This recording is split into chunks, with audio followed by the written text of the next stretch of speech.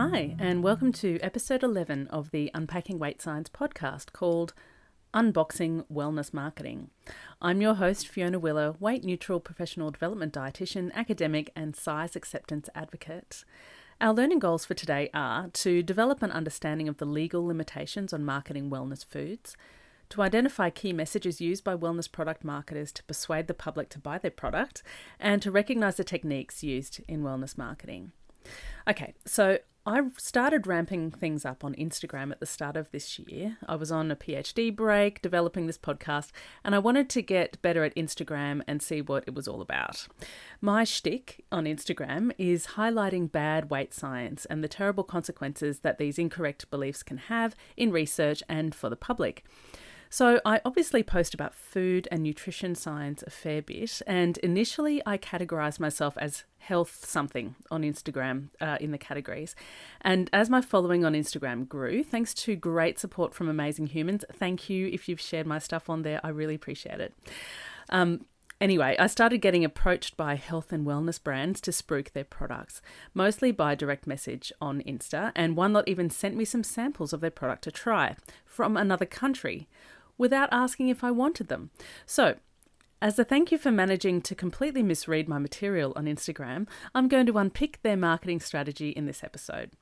I've now changed my profile category to public figure instead of health and wellness or whatever it was, and sadly I don't get free stuff anymore. I just get more romantic propositions. Yay, internet.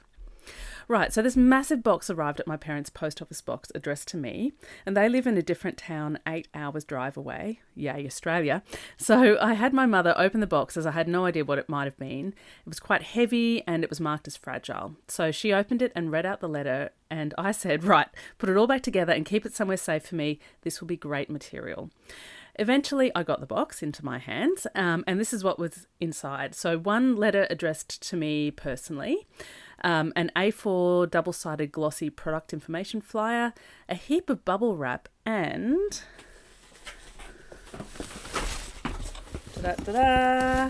two 750ml glass bottles of apple cider vinegar.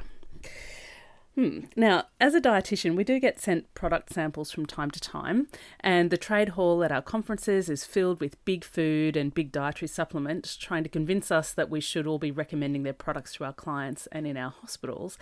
It's a samples bonanza if you're into that kind of thing. But when we're used to being given small samples, not entire 750ml bottles of stuff, let alone two of them, unsolicited.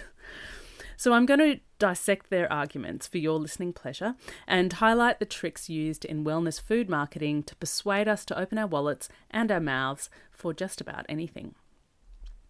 As a gentle disclaimer, if you take apple cider vinegar yourself, I'm not directing my criticism at you personally. I'm happy for adults to do whatever they like with their own bodies, but there are risks in using foods to treat bodily symptoms, risks which arise from the food itself, like does it have any harmful effects by itself, and risks related to opportunity cost if using the food to control the symptom means that the symptom has to get much worse before you take it to be looked at by a health professional. And potentially that then is delaying a diagnosis of a potentially life-limiting condition and leading to a potentially earlier death than you would have had you had an earlier diagnosis. So, if you're experiencing gastrointestinal symptoms or fatigue or infection or any other conditions that proponents of apple cider vinegar suggest that it can remedy, please also see your primary care provider just in case. This episode discusses the techniques used by marketers of these sorts of products to persuade people to buy their product. I don't mind if you use it or not. So the science of wellness marketing is really the science of persuasion and communication, targeted towards a particular market segment or type of person. Emotional appeals work well, they work more than appeals to rationality. And in wellness marketing, they want to make you think that their product is going to imbue them with health, beauty, and vitality. It's the best life myth, again. So health messaging is actually about fear of death and illness. Social media marketing, and particularly on Instagram, is an example of pull marketing rather than push marketing. So push marketing is the traditional method where the product seller blasts their potential consumers with information about the product. The free stuff that I got sent and the information is an example of push marketing. They shoved it in front of my face. Pull marketing is when companies want the customer to come to them, and they can do that by mass media campaigns with competitions attached, trying to generate word of mouth and trying to generate a hunger for that product in the community by running limited edition promos or some sort of scarcity gambit. And that fear of missing out thing has a strong power over humans, so it pulls them in.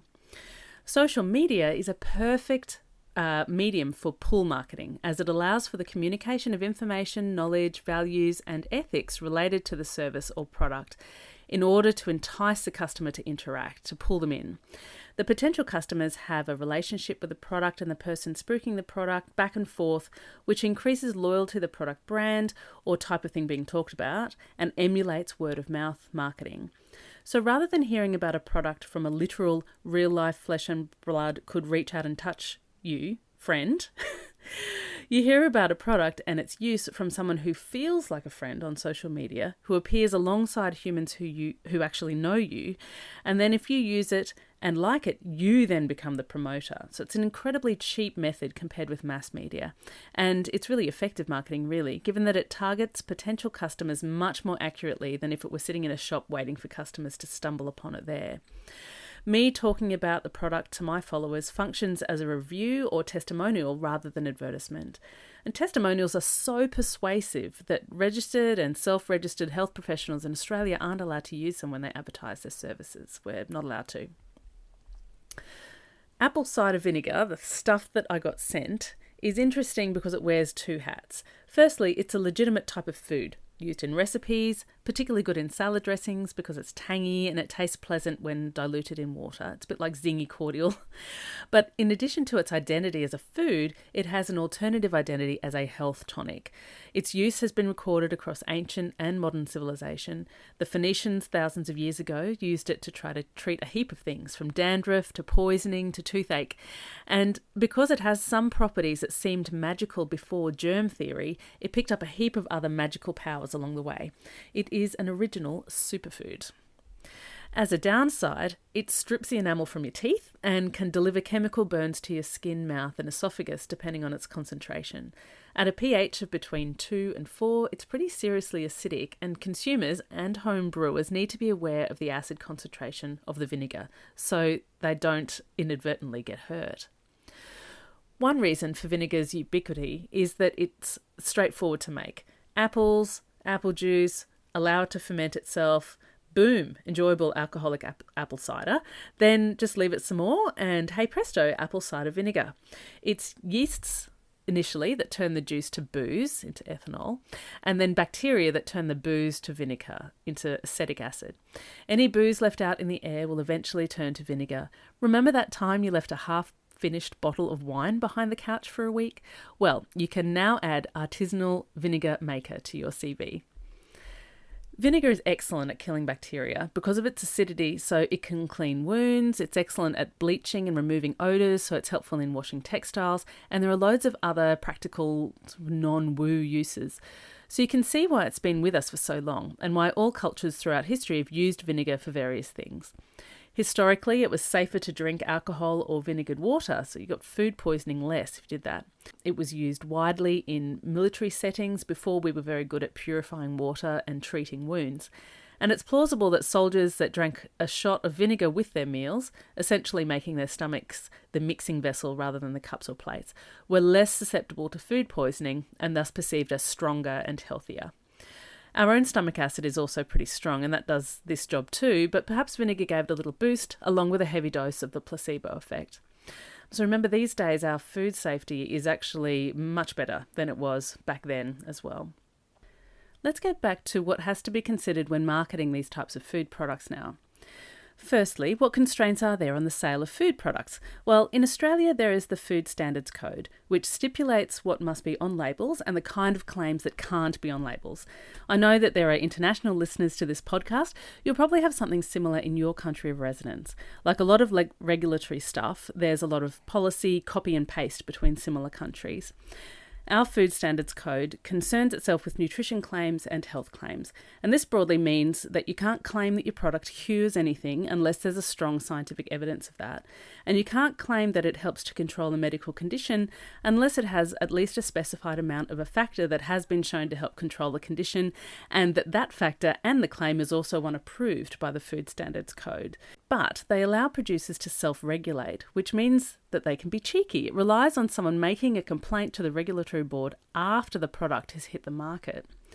Similarly, the Australian Competition and Consumer Commission, the ACCC, is responsible for ensuring that individuals and businesses comply with Australian competition, fair trading and consumer protection laws, in particular the Competition and Consumer Act of 2010. In the case of our apple cider vinegar here, we could complain to the ACCC if they make statements that are incorrect or likely to create a false impression. And this includes if they claim that the use of their product will result in a health benefit without clear evidence of that being the case. Again, enforcing this law requires consumers to make a complaint about the product, so dodgy products can go to market unhindered and snapped up by buyers who assume that regulation happens before it hits the shelves. I'll bet that you or someone you know has said they wouldn't be able to sell it if it didn't work, right? Well, unfortunately, that's wrong. The bystander effect is in play here too, so also don't assume that someone else has made a complaint about the product. If you see a breach, please report it. Okay, let's have a look at the letter they sent me. I'm not going to tell you who they are. Instead, I'll be referring to any identifying details as watermelon, because I love watermelon. Right, here we go. Hi, Fiona. I'm Watermelon from Watermelon Organics. I'm reaching out to you as I've noticed the great work you are doing in the health and wellness space. Watermelon apple cider vinegar is a premium handcrafted health tonic. We're a family business based in Watermelon, lovingly producing the finest apple cider vinegar. We're organic, unfiltered, unmessed with. So of course it contains the mother. And we never add water to our product. My father makes it in a traditional way by fermenting tree-ripened organic apples and maturing the vinegar in oak barrels like a fine wine. That's why we have the most delicious, health-giving product on the market. We aren't industrially produced like the big boys, no concentrates here, and we're seriously committed to helping people heal their own bodies. I would love for you to try our watermelon organic apple cider vinegar so you can taste the difference and experience the wonderful benefits from regularly drinking a quality vinegar. If you do love it as much as we do, spoiler, you will, we would love for you to share the secret with your subscribers, followers and clients so they can live a healthier life as well. You can find out more on our website, so wherever possible, please include a link to watermelon.com. Through here, customers can use our interactive map tool to find their closest watermelon stockist. Are there other ways we may be able to bring extra value to your audience? I love the thought of working alongside you, so please let me know any ideas about how I can help you help your audience. Send us an email to Watermelon with any thoughts you may have and we can go from there. We're looking forward to getting your feedback and seeing your posts. Thanks again and please get in touch at Watermelon. Thanks, Watermelon from Watermelon. So that was a letter. I'm not going to read the flyer verbatim, but I'll describe it. So it's quite colourful, mostly an orange tone, sort of warm colours, orange, black, white. And we've got images of the bottle, so the label. We've got a few sort of organic certification logos there. The pictures, we've got apples cut and whole apples sitting on a wooden table. We've got a picture of presumably an apple grove, an apple blossom. We've got some barrels, some oak barrels maturing, and the food ones we've got the bottle is surrounded by some different foods. We've got avocado. We've got some kale, lemon, apples, green apples, almonds, basil, a little spoonful of sea salt, a little spoonful of chili flakes, it looks like, on a marble bench top. And we've got an image of an older man with a younger woman. I presume that's the father who makes the vinegar with the daughter who writes the letters. And then we've got some frequently asked questions and some instructions on how to use the product, including use it each and every day, a spoonful in a glass of water, each morning, a spoonful in a glass of water before bed, a splash into your water bottle as a zesty salad dressing.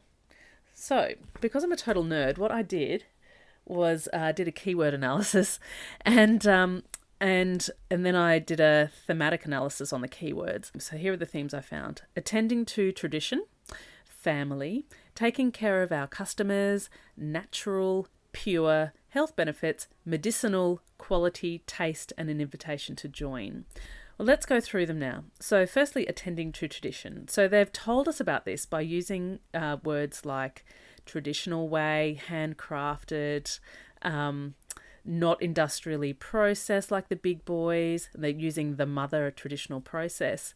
And the message there is that we're not as big as a scary business conglomerate. We do this for love. And this is the real deal, using traditional methods, because the public has a blind spot for remembering that food safety standards are a relatively new thing. And before we move on from the mother, I just want to talk a sec about that. So using mother of vinegar method, which is called the Orleans method. I never thought I would know so much about vinegar, but anyway. The producers are able to produce vinegar more quickly as the scobies, that's the other word for mother. SCOBY stands for Symbiotic Community of Bacteria and Yeasts. So they've got this hunk of gunk called the mother or the SCOBY that starts fermentation immediately instead of having it sit around and let the air provide the starting bacteria. And so for all the time they spend talking about the mother in their materials, the 2 bottles they sent me don't even have any sediment alone, let alone blobs of gunge. Okay, so then the next category is family. So the messages they send us about family, they've got the picture of the dad and presumably the daughter. They talk about the father. They talk about being a family business, that it's family run. They also talk about it being local, but I mean, it's not in any way local to where I am. And it's about as local to me as anything is local to anyone. So it's a bit of a non-word. But the message there is that they're totally trustworthy because blood is thicker than water. Except in real life, there's lots of toxic families where everyone ends up traumatised and with attachment and adjustment issues. But in any case, the idea of a perfect family is what they're playing on here. Then we've got the taking care of our customers category. So they do this by telling us that it's lovingly produced, that they're seriously committed to helping people heal their own bodies, that my followers could live a healthier life. It's magical, and that say many customers experience positive effects. So the message here is that these words are substituting for a glowing testimonial of our product's superpowers. They're telling us that it's good and that other people benefit.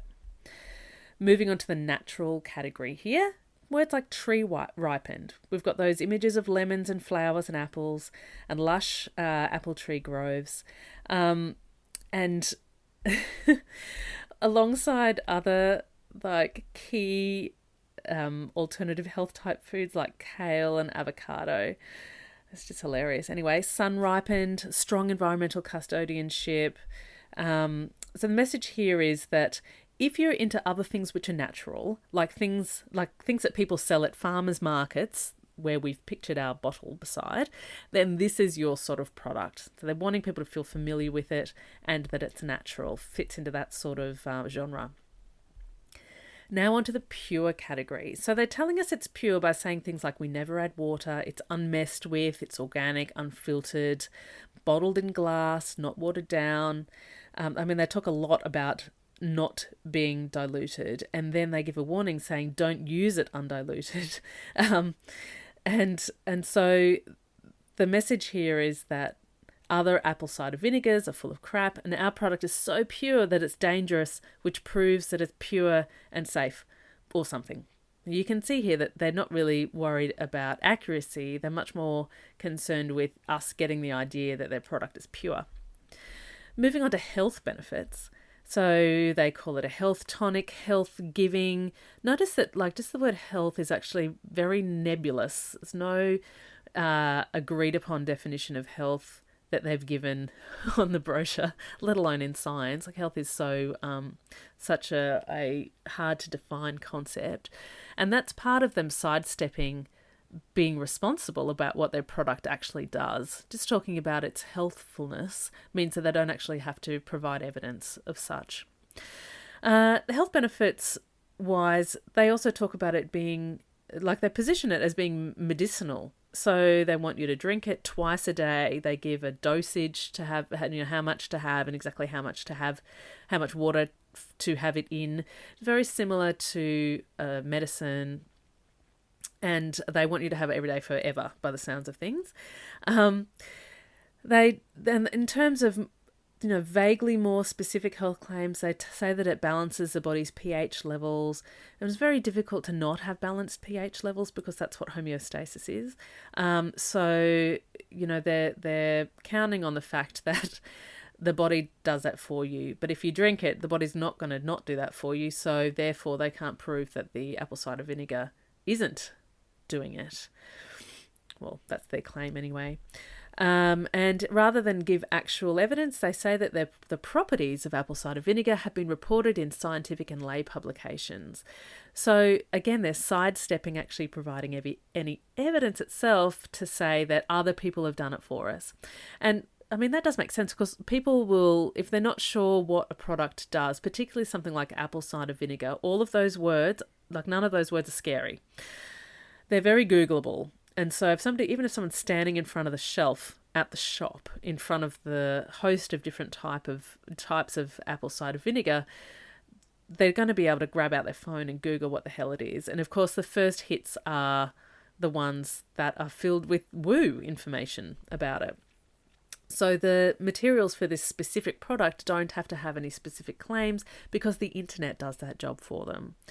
The overall message here with the health claims is that they have bottled health and here is their prescription for it. They've also called it a functional food, so I just want to have a quick aside about that. And they've taken their definition straight from the Mayo Clinic website because I googled the words and bang, came up straight away. I had to then go and look at what an academic description of a functional food is, and basically the definition is so broad that virtually every food could fall under it. So an unfunctional food would be something that just provides calories, fat, protein, carbohydrates, and its naturally occurring essential vitamins and minerals. But as soon as something else is found in it or added to it that's been linked to some health outcome like fiber, like phytochemicals, fortified foods, pre or probiotics, then it falls under a functional food umbrella.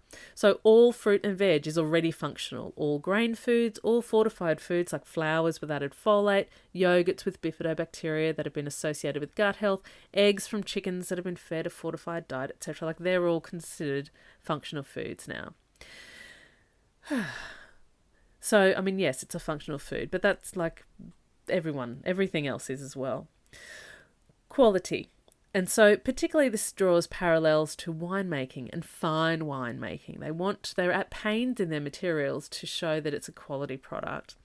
So they use the phrase maturing in oak barrels like a fine wine. We've got a picture of that on the flyer. Quality, bottled in glass, again like wine. So they want you to believe that it's a prestige product.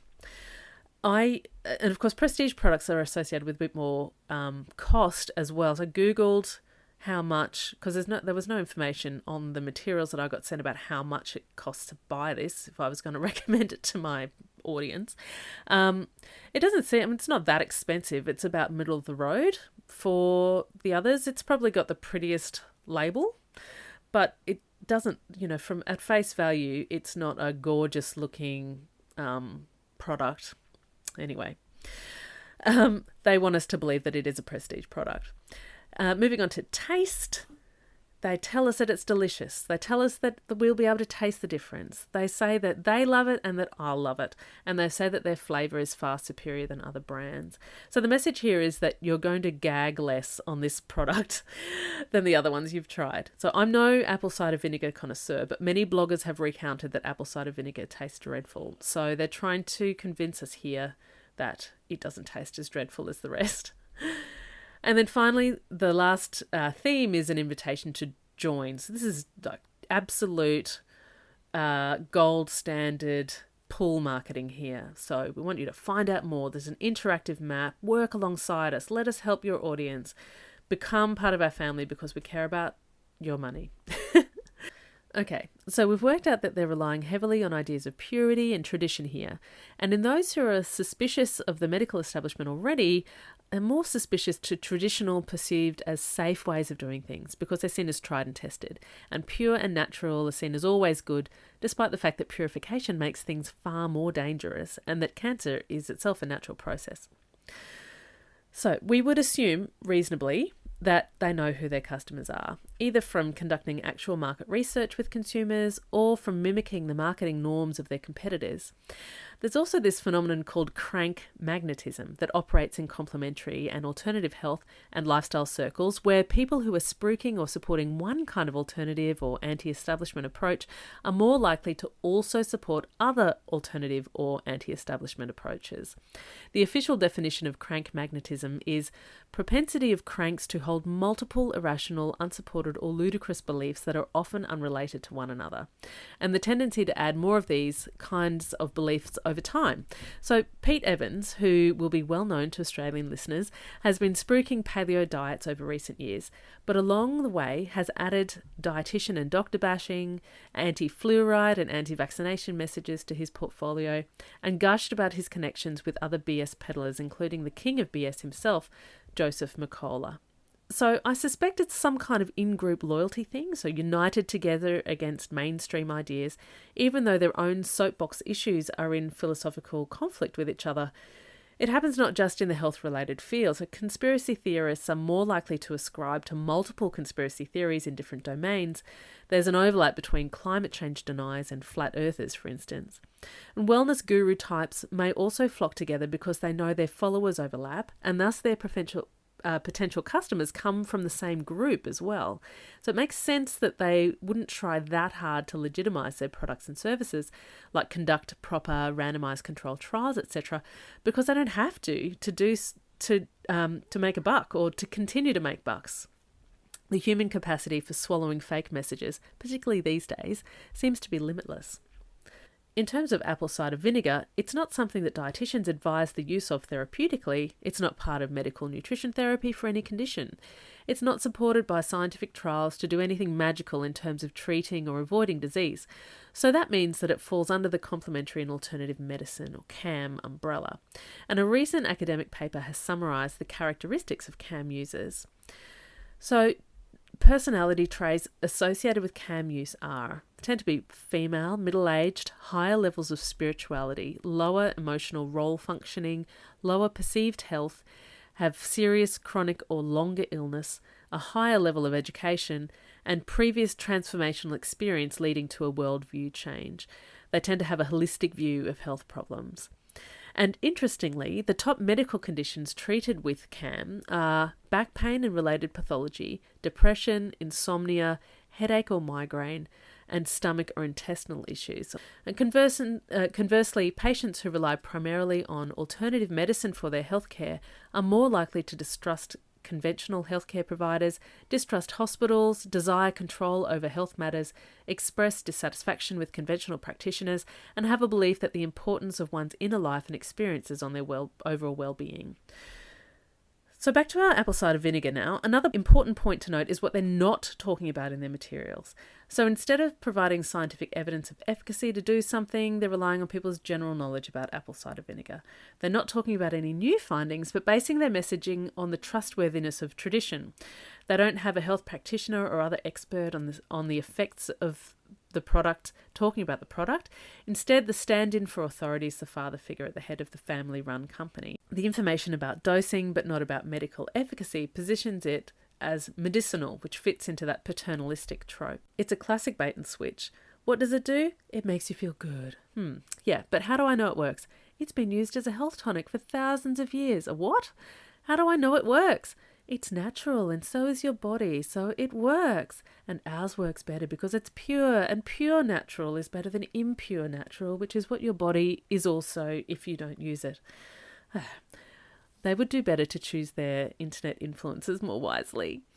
Well, I have enjoyed my brief time as an Instagram influencer, even if just to prompt me to look into the wilds of wellness marketing strategy. So that's it for this episode. The supporting materials, which include the show notes, research links, and self-test quiz, are available upfront for current subscribers, only $5 a month, which is a total bargain, or can be purchased in a bundle if you're catching up later. See unpackingweightscience.com for details. And next time, the episode is What the 5%? Type 2 diabetes and weight loss recommendations. We continually hear this magical 5% weight loss goal for people with type 2 diabetes, that losing 5% of your body weight is going to result in protecting you from all sorts of terrible diabetes-related things. So I'm going to talk to you about where this figure has come from, why it misconstrues its own science, and weight-neutral ways to manage diabetes and the diabetes healthcare environment. So until next time, goodbye.